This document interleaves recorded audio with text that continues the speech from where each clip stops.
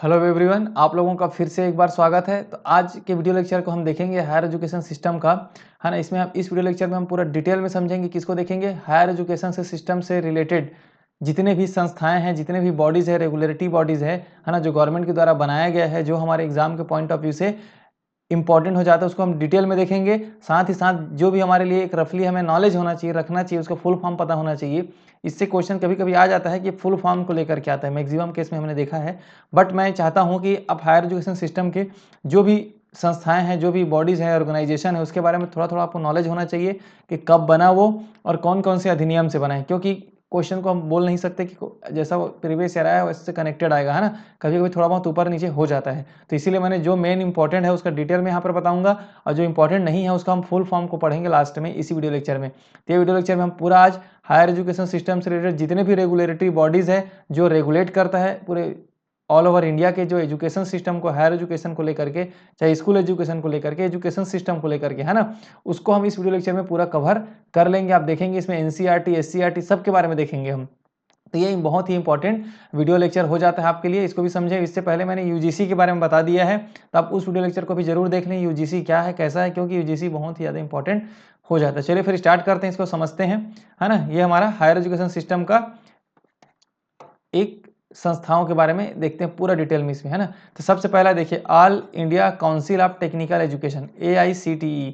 Full form तो आपको पता चला गया, all India council of technical education. Hindi में अगर बोलेंगे तो अखिल भारतीय तकनीकी शिक्षा परिषद। देखिए अब देखते हैं, तो अखिल भारतीय यहाँ पे शिक्षा परिषद की स्थापना किसके, कौन से अधिनियम के तहत हुआ है? तो अधिनियम क्या है? यहाँ पे देखिए AICTE एक्ट, अधिनियम 1987। 1987 के तहत किया गया है इसको। देश में सभी स्तरों पर तकनीकी शिक्षा के विकास को समन्वय करना। देखिए हमने यूजीसी पढ़ा था और वो पूरा ओवरऑल शिक्षा की बात करता है, लेकिन AICTE क्या करता है? ये हमेशा टेक्निकल एजुकेशन की बात करता है। जो टेक्निकल, जो इंजीनियरिंग कॉलेजेस होते हैं, जो पॉलिटेक्निक कॉलेजेस होते हैं, इनको मैनेजमेंट करने के लिए ना, इनका देख रेख करने के लिए, इनका कोऑर्डिनेशन करने के लिए हम इसको स्थापना किया गया था, all India council of technical education. ठीक है, तकनीकी संस्थानों और विश्वविद्यालयों के उपयुक्त प्रदर्शन मूल्यांकन प्रणाली विकसित करना। मतलब जैसे कि मैंने बताया था पिछले अपने वीडियो लेक्चर में कि यूजीसी जो है वो अलग अलग कॉलेजेस का ग्रेडिंग कराता है, वैसे सेम टेक्निकल एजुकेशन का भी ग्रेडिंग होता है। टेक्निकल एजुकेशन का जो ग्रेडिंग होता है इसकी जिम्मेदारी किसको है? तो AICTE, इसी all India council of technical education को दिया गया है। ठीक है, उसका देखिए उनका सिलेबस डिसाइड करना, उनके क्या क्या होना चाहिए, उनका एक एकेडमिक कैलेंडर डिसाइड करना, ये सब चीज़ों को रेगुलेट करने का काम टेक्निकल इंस्टीट्यूट का ना सेपरेट कर दिया गया है। क्योंकि सब मर्ज होता तो कॉम्प्लिकेटेड हो जाता है ना, टेक्निकल किस लिए सेपरेटली किया गया है। तो तकनीकी शिक्षा प्रदान करना, लागू करने के लिए मानदंडों तथा तंत्रों को शामिल करना, सिस्टम बनाना। पाठ्यक्रम हो गया, मतलब आपका सिलेबस हो गया। पाठ्य चर्चा, भौतिक शैक्षणिक सुविधाओं के लिए मानदंड और मानक निर्धारित, मतलब इंफ्रास्ट्रक्चर को लेकर के क्या क्या होना चाहिए कॉलेजेस में, टेक्निकल एजुकेशन में, तकनीकी शिक्षा में लेकर के, ये सब चीज़ को डिसाइड कौन करता है? All India council of technical education. तो आपको याद क्या रखना है? इसका फुल फॉर्म याद रखना है। कोशिश करो कि इंग्लिश में ही इस सबका फुल फॉर्म याद रखो, है ना। इसको हिंदी में आप याद रखोगे AICTE तो आपको बहुत कन्फ्यूजन होगा। इसलिए आप क्या करें, इंग्लिश में ही याद रखने का पूरा ट्राई करें कि इंग्लिश में ही हमें पता होना चाहिए, क्योंकि इस टाइप के क्वेश्चंस को आप इंग्लिश लैंग्वेज में ही बना ले। जो इंग्लिश में जो रहता है ना, एक तरफ इंग्लिश में आपको पेपर मिलेगा, दूसरी तरफ हिंदी में मिलता है, तो उसके अकॉर्डिंग आप इसमें क्या करें, उसको पढ़ेंगे तो आपको ज़्यादा अच्छे से समझ में आएगा। तो इसको याद रखना है आपको। इस टाइप को हम पढ़ेंगे तो सबसे पहले उसको फुल फॉर्म और किस अधिनियम के तहत कब बनाया गया है, ये हमारा इंपॉर्टेंट है। क्योंकि अब इसका कार्य को तो मैंने यहाँ पर रफली आपको बता ही दिया गया है। स्टाफ पैटर्न हो गया, स्टाफ की योग्यताएं हो गई, गुणवत्तापूर्ण निर्देश मूल्यांकन की परीक्षा, जैसे कि स्टाफ मतलब जो भी प्रोफेसर है, असिस्टेंट प्रोफेसर है, उनकी भी क्या क्या पैटर्न, इनकी योग्यताएं क्या होनी चाहिए, क्या उनको सभी जो दिशा निर्देश है, ये सब कौन देता है? Technical education. आप अच्छे से याद रख लें, टेक्निकल एजुकेशन वर्ड में ही लिखा है, तकनीकी शिक्षा की बात। नए तकनीक संस्थानों को शुरू करने और नए शुरुआत के लिए मंजूरी देना, संबंधित एजेंसियों के परामर्श से पाठ्यक्रम या कार्यक्रम। ठीक है, तो नया नया जो भी नया नया इनोवेशन हो रहा है उसको भी लेकर के इन्होंने बात करती है। ठीक, अब आते हैं, अब देखिए जो मैंने बोला था कि AICTE जो all India council of technical education है ना, ये सभी टेक्निकल एजुकेशन का ग्रेडिंग कराता है। ये भी जिसको बोलते हैं NBA। क्या है देखो, नेशनल बोर्ड ऑफ एग्रीडिएशन लिखा है NBA। ठीक है, तो NBA की स्थापना AICTE द्वारा 1994 में। ठीक है, जैसे मैंने बताया था यूजीसी जो था, यूजीसी क्या करता है? नैक ग्रेडिंग कराता है कॉलेजेस का। तो नैक ग्रेडिंग की स्थापना भी 1994 में हुआ था। तो ऐसी सेम जो टेक्निकल एजुकेशन के लिए क्या होता है, NBA होता है, नेशनल बोर्ड ऑफ एक्रीडिटेशन। ये भी कब बना था, 1994 को ही हुआ था। तकनीकी मूल्यांकन के उद्देश्य से की गई थी क्लियर। यह जनवरी 2010 में एक मिशन के साथ एक स्वायत्त मान्यता निकाय बन गया और 2010 में ये एक सेपरेट आपका क्या बन गया, एक निकाय मतलब ऑर्गेनाइजेशन बन गया ये। ठीक, इंजीनियरिंग सहित तकनीकी और व्यावसायिक संस्थान जैसे प्रौद्योगिक, वास्तुकला, फार्मेसी, आतिथ्य क्षेत्र प्रासंगिक और गुणवत्ता प्रदान कर रहे हैं। मतलब ये सब चीज़ों को भी ध्यान में रखता है आपका प्रौद्योगिक मतलब इंस्टीट्यूट ऑफ टेक्नोलॉजी, प्रौद्योगिकी को हिंदी में टेक्नोलॉजी बोलेंगे, तकनीकी मतलब टेक्निकल, है ना। इन सब इंजीनियरिंग कॉलेजेस को सबको क्या करता है, ग्रेडिंग का काम कराता है आपका NBA। तो मान्यता प्रक्रिया एक स्व मूल्यांकन रिपोर्ट के शुरू होती। देखिए अब जो कॉलेज मान लेते हैं, कोई भी एक कॉलेज है, रायपुर का गवर्नमेंट कॉलेज ही बोले इंजीनियरिंग कॉलेज, अगर इसको मान्यता चाहिए, NBA ग्रेडिंग चाहिए, नेशनल बोर्ड ऑफ एक्रीडिटेशन चाहिए, तो क्या करता है, अपना एक रिपोर्ट फिल करता है, SAR, जिसको बोलते हैं self assessment report. Self assessment आपको रिपोर्ट फिल करना पड़ता है गवर्नमेंट कॉलेजेस को हर एक साल। उसके बेस पे ये क्या करता है, उसको वेरीफाई करता है, उसके बेस पे आपको मार्क्स मिलेगा, वही क्या है, नेशनल बोर्ड ऑफ एक्रीडिटेशन है। जैसे मैं एक चीज़ और बता दूं आपको, जैसे कि जो कॉलेज होते हैं, जो स्टेट कॉलेजेस है, जहाँ पे आप असिस्टेंट प्रोफेसर के लिए अप्लाई करने वाले हैं, अगर CG सेट क्वालिफाइड हो जाते हैं तो हर साल नया ग्रेडिंग होता है, जो मैंने बताया अपने प्रीवियस वीडियो लेक्चर में। तो हर कॉलेज का काम है AQR फिल करना। क्या फिल करना, AQAR फिल करना कॉलेजेस का काम होता है। इसके बेस में ही आपका नया ग्रेडिंग होता है। वैसे टेक्निकल एजुकेशन के लिए SAR होता है, सेल्फ असेसमेंट रिपोर्ट। ठीक, ये क्लियर हो गया। AQR का फुल फॉर्म अगर मैं बोलूं तो AQAR annual quality assessment report, याद रखेंगे, AQAR annual quality assessment report. ठीक, ये हो गया। अब SAR जो होता है ना, सेल्फ असेसमेंट रिपोर्ट है, किन किन चीज़ों पे ध्यान रखते हैं, इसको पढ़ लीजिए सिंपल। इसको पढ़ते हैं, विजन, मिशन और कैसा हमारा टारगेट है कॉलेजेस का, कार्यक्रम का परिणाम क्या हो रहा है, रिजल्ट कैसे मिलते हैं हमारे कॉलेज में, कार्यक्रम का पाठ्यक्रम सिलेबस कैसा है, छात्रों का प्रदर्शन, छात्र लोग को कितने लोग को प्लेसमेंट होता है कि नहीं होता है, क्या क्या इसमें अलग अलग डिपार्टमेंट है, संकाय है, सुविधाएं और तकनीकी सहायता, कितने टेक्निकल सहायता मिलता है बच्चों को, मतलब टेक्निकली कितना ये कॉलेज अच्छा है, और शैक्षणिक सहायता इकाइयों और शिक्षण अधिगम प्रक्रिया, मतलब कैसा टीचर का टीचर लर्निंग प्रोसेस क्या है, यहाँ पे टीचरों का इन्वायरमेंट कितना है, कितने टीचर्स हैं यहाँ पे, ये सब चीज़ निरंतर इसमें सुधार हो रहा है कि नहीं हो रहा है, डेवलपमेंट हो रहा है कि नहीं, ये सब चीज़ देखा जाता है NBA ग्रेडिंग में। नेशनल बोर्ड ऑफ एक्रीडिटेशन में ग्रेडिंग होता है किसके द्वारा, AICTE के द्वारा। कब बना है तो 1994 में। ये कब बना था तो 1987 में। तो ये सब चीज़ों को आप समझेंगे, है ना, इसीलिए मैंने इसको इसी में ऐड करके पढ़ा रहा हूँ आपको। ठीक, अब हम चलते हैं सेकंड पे।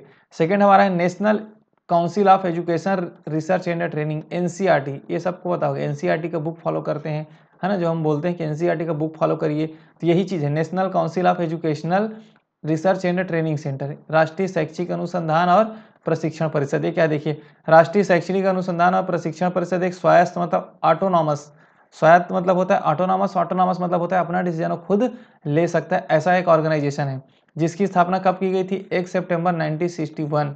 अब देखिए 1 सितंबर 1961, तो सब के डेट को तो आपको याद रखना पड़ेगा। जो मेन मेन है जो मैं बता रहा हूँ यहाँ पे, उनको आप एक पेज में डेट लिख लीजिए। जैसे कि जो पहले वाला जो हम इससे पहले जो पढ़ा ना, वो भी एक इंपॉर्टेंट है, और ये भी एक आपको इंपॉर्टेंट हो जाता है। मैं इंपॉर्टेंट लिख दूंगा जो इंपॉर्टेंट रहेगा, ठीक है। अब इसका स्थापना कैसे हुआ है तो साहित्यिक संस्था के रूप में सोसाइटी पंजीकरण अधिनियम में हुआ है। सोसाइटी पंजीकरण अधिनियम 1860 के रूल्स के अकॉर्डिंग इनका स्थापना की गई थी, तथा वैज्ञानिक और धर्मार्थ सोसाइटी के फॉर्म में इसको स्थापना किया गया है। तो आपको पता होना चाहिए फुल फॉर्म, कब स्थापना किया गया, बस ये आपके लिए इंपॉर्टेंट है, ठीक है, 1 सितंबर 1961। इसका मुख्यालय क्या है, नई दिल्ली में, ये बहुत ही इंपॉर्टेंट है, अरविंदो मार्ग पर है, ये पूछा जा सकता है आपको। NCERT पाठ्यक्रम संबंधी सर्वोच्च संस्था है। देखिए इस चीज को याद रखेंगे, जो स्कूल का जो पाठ्यक्रम है ना, सिलेबस, जो स्कूल में बच्चे जो पढ़ते हैं, सबका जो पाठ्यक्रम होता है, कि उसका पूरा जो सिलेबस होता है, जिसको बोलेंगे पाठ्यक्रम मतलब सिलेबस बच्चों का, है ना, वो पूरा का डिसाइड करता कौन है तो NCERT ही करता है। इसलिए लिखा है सर्वोच्च संस्था, ये मैक्सिमम टॉप आपका ऑर्गेनाइजेशन है जो पाठ्यक्रम को लेकर के पूरा डिसाइड करता है गवर्नमेंट का, ठीक है। तो भारत में स्कूली शिक्षा के लिए मायने रखता है, स्कूली शिक्षा से संबंधित शैक्षणिक मामलों पर या केंद्र और राज्य सरकारों को सहायता और सलाह देता है। स्कूली शिक्षा को लेकर के हम बात कर रहे हैं ना यहाँ पर, NCERT का मेन काम क्या है, स्कूल शिक्षा की बात करता है, केंद्र और राज्य सरकारों को सलाह भी देता है। इसके देख लीजिए कहाँ कहाँ पर इनके इकाई है, मतलब रीजनल इंस्टीट्यूट है, क्षेत्रीय कार्यालय ना, रीजनल ऑफिस बोल सकते हैं, रीजनल ऑफिस या रीजनल इंस्टीट्यूट जो भी। कहाँ पर है? राष्ट्रीय शिक्षा संस्थान NIE ना, नेशनल NIE, हाँ एजुकेशन हो गया। इसका institute national institute of education नई दिल्ली है। केंद्रीय शैक्षिक प्रौद्योगिक संस्थान है नई दिल्ली में। पंडित सुंदरलाल शर्मा केंद्रीय व्यावसायिक शिक्षा संस्थान है भोपाल में, मतलब भोपाल में, नई दिल्ली में है। अजमेर में देखिए क्षेत्रीय रीजनल संस्थान, मतलब रीजनल क्षेत्रीय मतलब regional institute of education. Regional क्षेत्रीय संस्थान को इंग्लिश में क्या बोलेंगे? Regional institute of education. ये इनका क्या है? इनका ये क्षेत्रीय कार्यालय है। कहाँ पर है? अजमेर में मिलेगा, भोपाल में, भुवनेश्वर में, मैसूर में और शिलांग में। तो एक रफली आपको पता होना चाहिए कहाँ कहाँ पर इनके कार्यालय है। किसका? NCERT का, याद रखना है NCERT का ये क्षेत्रीय कार्यालय है। कभी कोई पूछ देते हैं ना ऑब्जेक्टिव फॉर्म में, इसलिए मैंने यहाँ पे लिख दिया। ठीक है, थर्ड चलते हैं। Central board of secondary education, CBSE board की हम बात करते हैं, CBSE। तो यही क्या है? Central board of secondary education. इसका नाम देखिए, केंद्रीय माध्यमिक शिक्षा बोर्ड। अब देखते हैं क्या है। तो CBSE भारत में शिक्षा प्रणाली का एक मुख्य शासी निकाय, मतलब गवर्निंग बॉडी है, एक गवर्नमेंट के द्वारा बनाया गया है ये।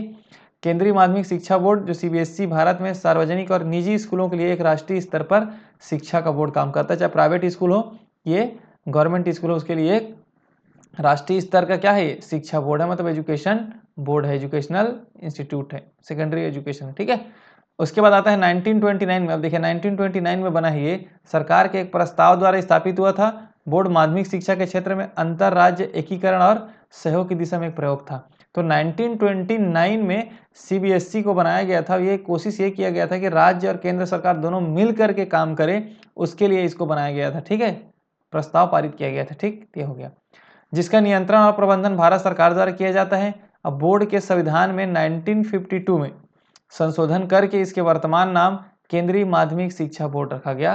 तो 1952 आपको बोलना पड़ेगा। तो बोर्ड के संविधान में संशोधन किया गया और 1952 में देखो अगर कब बना है पूछोगे तो आपको क्या लिखना है? 1929, 1929 बोलना है। मैं यहाँ पे एक बार फिर से क्लियर कर देता हूँ, बना कब है? 1929 में बना है ये, बट 1952 में ना इसके नाम में परिवर्तन किया गया, मतलब इसके नियम में चेंज किया गया। इसको क्या बोला? तब से इसको बोला जाता है केंद्रीय माध्यमिक शिक्षा बोर्ड, क्या है? Central board of secondary education, तब बोला जाता है इसको। ठीक, क्लियर हो गया आपको? अब देखिए 1 जुलाई 1962 को बोर्ड का पुनर्गठन किया गया। अब देखिए 1 जुलाई 1962 को पुनर्गठन किया गया ताकि पूरे देश में छात्रों और विभिन्न शैक्षणिक संस्थानों की सेवाओं को अपनी उपलब्ध कराई जा सके, जो कक्षा 10 और कक्षा 12 के लिए प्रमाण पत्र भी जारी आपका करता है। कौन करता है? CBSE। प्रमाण पत्र जारी कौन करता है? CBSE। NCERT प्रमाण पत्र सर्टिफिकेट जारी नहीं करता, इस चीज़ को याद रख लें। स्टेटमेंट में क्वेश्चन पूछा जा सकता है कि आपको NCERT पाठ्यक्रम को लेकर के मेनली बात करता हो, तो NCERT प्रमाण पत्र जारी नहीं करता, सर्टिफिकेट जारी नहीं कर सकता 10वीं और 12वीं के बोर्ड के एग्जाम का, CBSE जारी करता है। तो इस चीज़ को भी आप याद रख लेंगे। ठीक है, अगला चलते हैं।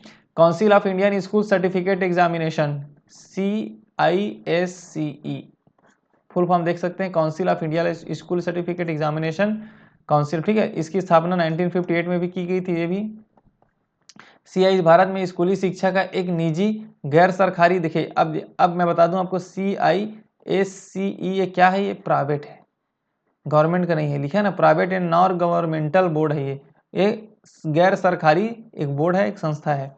यह 2 परीक्षाएं संचालन करता है, जो हम बोलते हैं कि ICSE बोर्ड, एक ICSE बोर्ड बोलते हैं हम।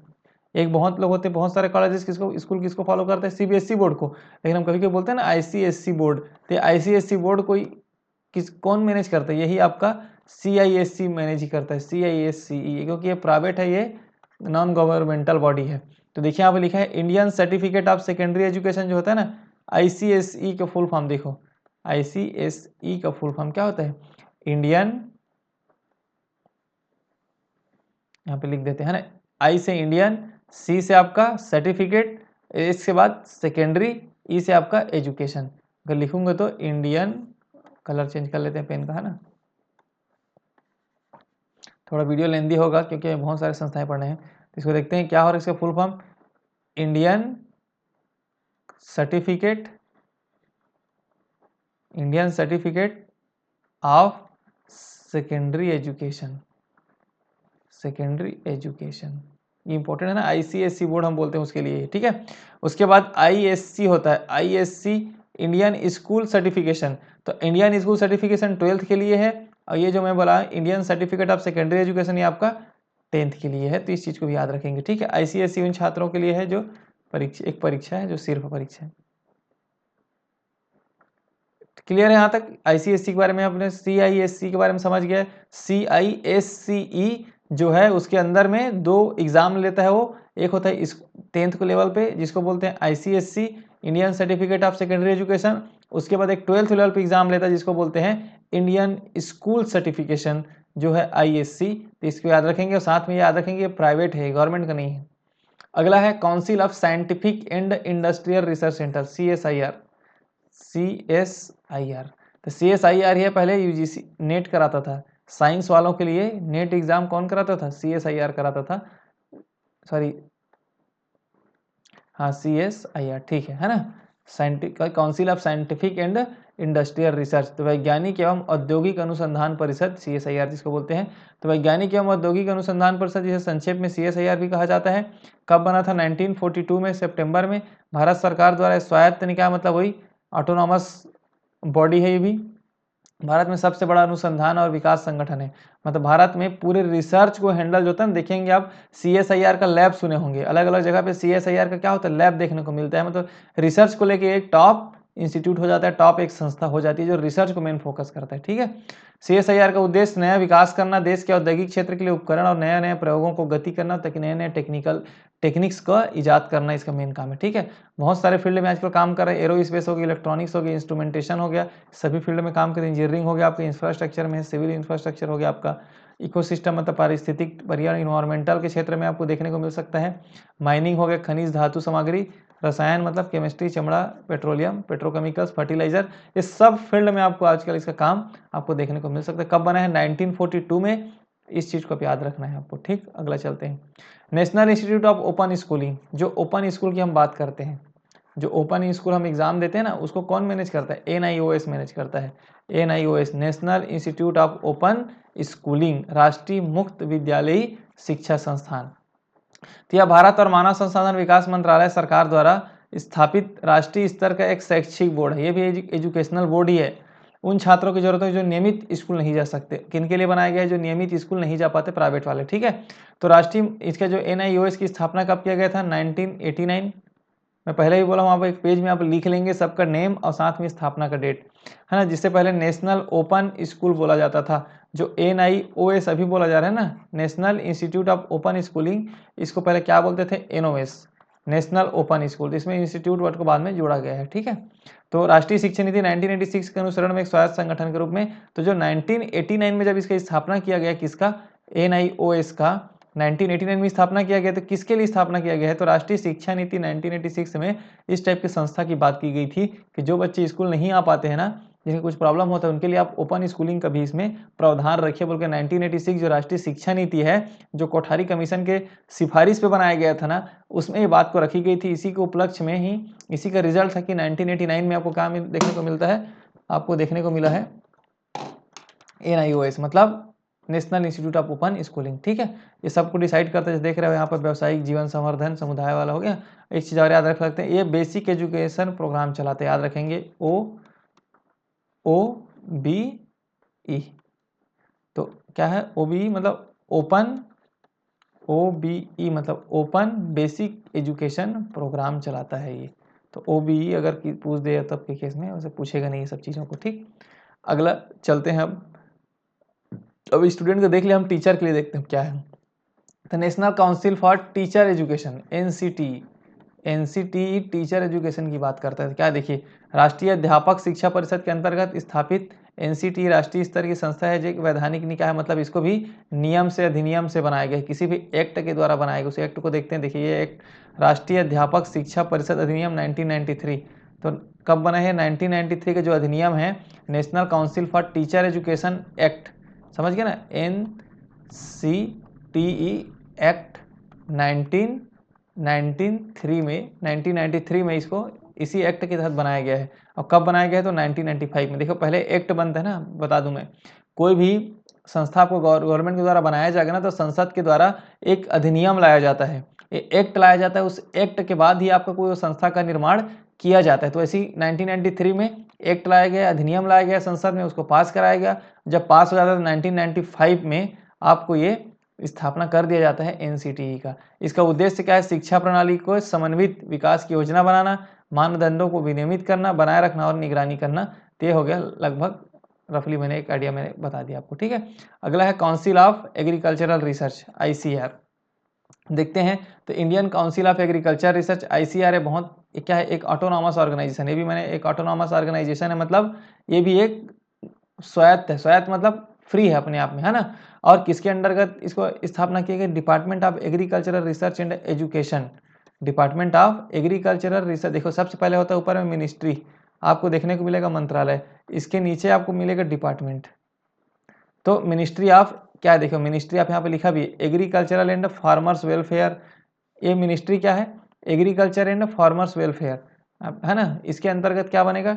Department of agricultural research and education. उसमें फिर इसको स्थापना किया गया है ICAR को।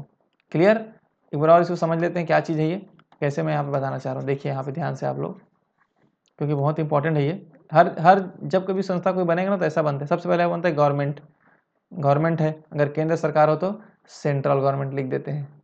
सेंट्रल गवर्नमेंट के नीचे में क्या होगा? आपका होगा मिनिस्ट्री। मिनिस्ट्री मतलब हिंदी में बोलेंगे तो मंत्रालय। और इन मंत्रालय के अंदर में क्या काम करता है? डिपार्टमेंट।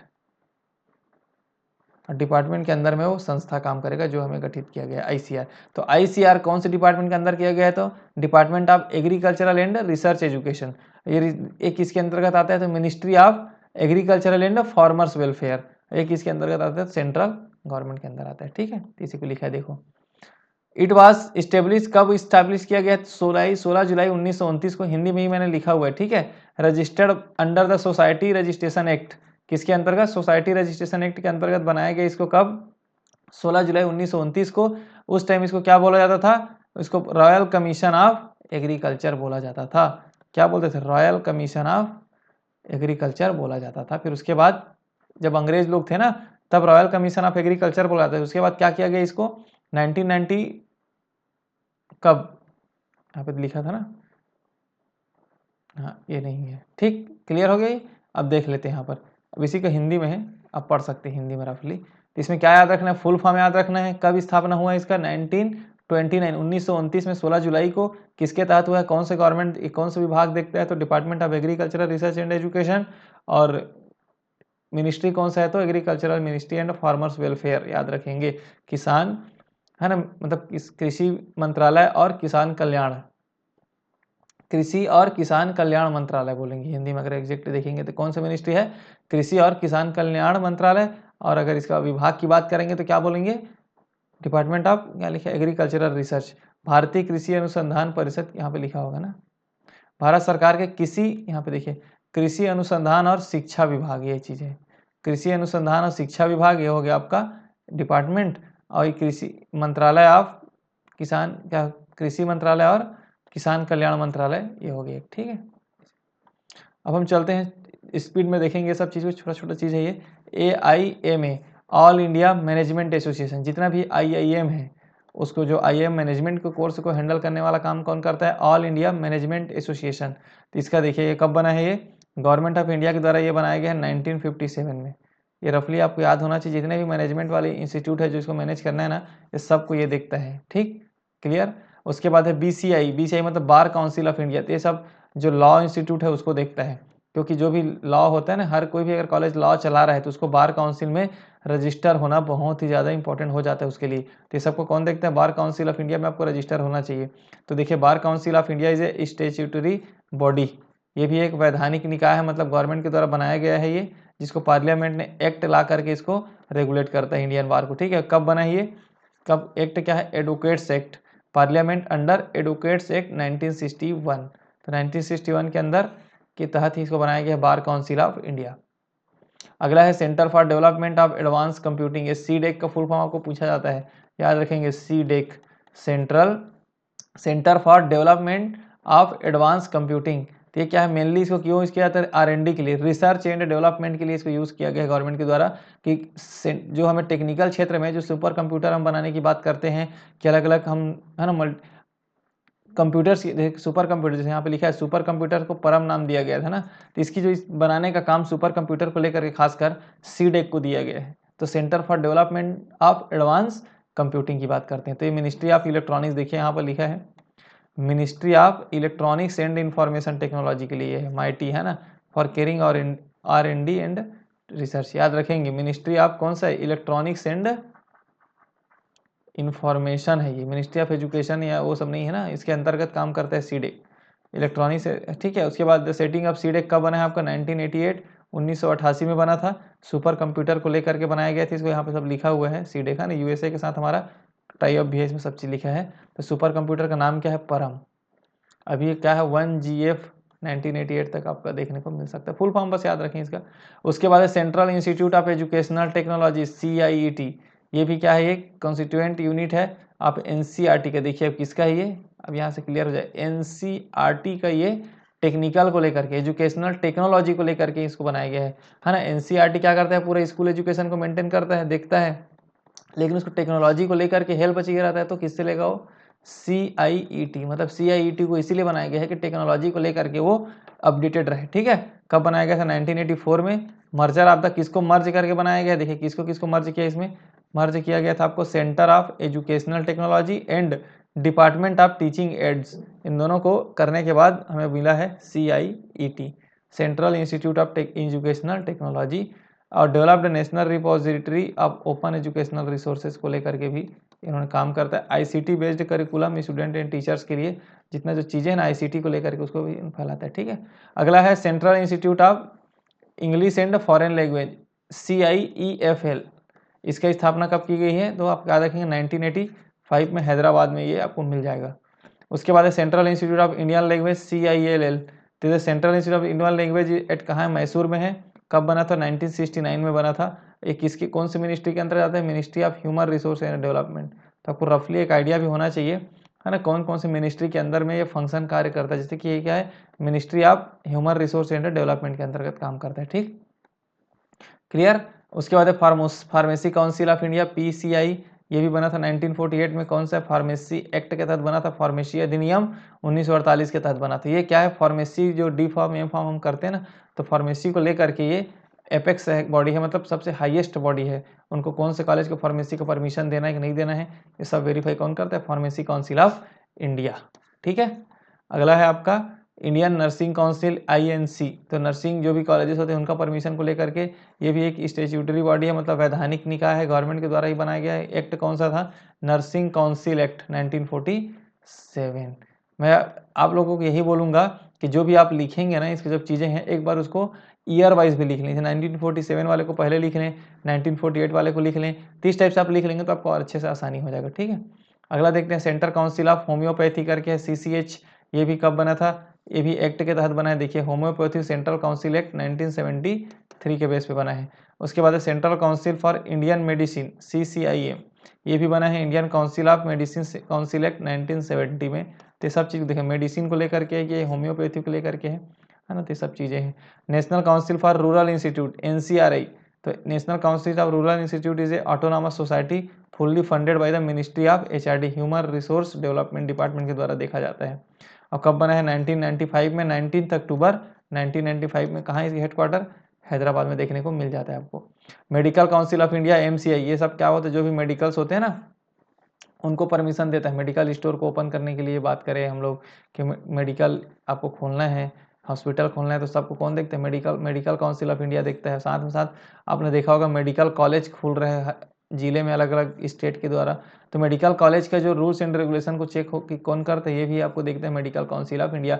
मतलब आपको कॉलेज खोलना है स्टेट में ना, तो इसका परमिशन लेना पड़ता है, वेरीफाई करने के बाद ही आप इसमें आप MBBS या किसी भी कोर्स का आप चला सकते हैं, ठीक। तो ये मेडिकल काउंसिल कब बना था, ये 1993 में। पहले मेडिकल काउंसिल एक्ट कब आया है, 1956 में, जो बाद में अमेंडमेंट हुआ 1990 3 में, तो उससे पहले बन चुका था ये 1956 के बाद बना दिया गया मेडिकल काउंसिल ऑफ इंडिया, फिर उसमें संशोधन किया गया रूल्स एंड रेगुलेशन को लेकर के। ठीक, तो ये सब फुल फॉर्म तो आपको याद रखना ही। और कुछ बच गया, जैसे डायरेक्टली फुल फॉर्म देखते हैं, CDH CHD central Hindi directorate, RLCS तो रीजनल लैंग्वेज सेंटर्स हो गया, CHDD तो commission of scientific and technical terminology, COA council of architecture, DCI dental council of India, DOEACC department of electronics accreditation of computer courses, FTTI film and television institute of India, याद रखेंगे FTTI है ना, ICPR Indian council of philosophical research, IIAS Indian institute of advance study, IIFT Indian institute of foreign trade, IISc Indian institute of science, ISRO का होता है Indian space research organisation, ISI Indian statistical institute, ICAI Indian of chartered accountant of India, institute of chartered accountants of India ICAI, ICSI Indian institute of company secretaries of India, institute of company secretaries of India. देखिए IEEG institute of economic growth, IMS institute of mathematical science, clear, IOP institute of physics, JNU का पता है आपको Jawahar Navodaya Vidyalaya, MCI medical council of India, NLM national literacy mission, NUEPA national university of education planning and administration, RCI rehabilitation council of India. तो ये सब चीज़ें हैं, आपको इसका रफली आपको फुल फॉर्म पता होना चाहिए, क्योंकि इंपॉर्टेंट हो जाता है, कहीं से भी क्वेश्चंस आपको देखने को मिल जाएगा। मैंने इस वीडियो लेक्चर में बहुत फास्ट मैंने पढ़ा है, इसमें समराइज़ करने का ट्राई किया कि जितना भी एजुकेशनल जो इंस्टीट्यूट हायर एजुकेशन को लेकर के स्कूल एजुकेशन को लेकर के जिनके बारे में हमें इंपॉर्टेंट है, मैंने उस सबको लिखा है। आप रफली इसमें से 8-10 जो है ऊपर का उसको आप अच्छे से पढ़ लें, क्योंकि वो आपको इंपॉर्टेंट हो जाता है। जो मैंने यहाँ पे देखिए ऊपर में 8 जो बताया है ना, ये इंपॉर्टेंट है पूरा, इसका आपको थोड़ा बहुत डिटेल में भी जानना है, कब बना है भी जानना है, और बाकी जो नीचे मैंने बताया उसका कोशिश करिए कुछ कुछ का आप डेट पता रहे आपको, रफली अगर आता है तो आपको ऑब्जेक्टिव को एलिमिनेट करने में आसानी हो जाएगा, है ना। और सबका फुल फॉर्म तो आपको पता होना ही चाहिए, क्योंकि फुल फॉर्म से क्वेश्चंस आएगा, एक आध क्वेश्चन आपको देखने को जरूर मिलता है सीजी सेट एग्जाम में, तो ये आपको भूलना नहीं है, इसलिए मैंने लगभग रफली सभी का मैंने बता दिया। इतने को आप कर लेंगे तो एक क्वेश्चन आपका डन हो जाता है। ठीक है, उम्मीद करता हूँ वीडियो आपको अच्छा लगा होगा। अगर वीडियो अच्छा लगा तो चैनल को सब्सक्राइब कर देना, वीडियो को लाइक कर देना, अपने दोस्तों में शेयर कर देना, क्योंकि इस बार सीजी सेट को पार तो करना ही है। ठीक, चलिए फिर मिलते हैं नेक्स्ट वीडियो लेक्चर, तब तक के लिए थैंक यू।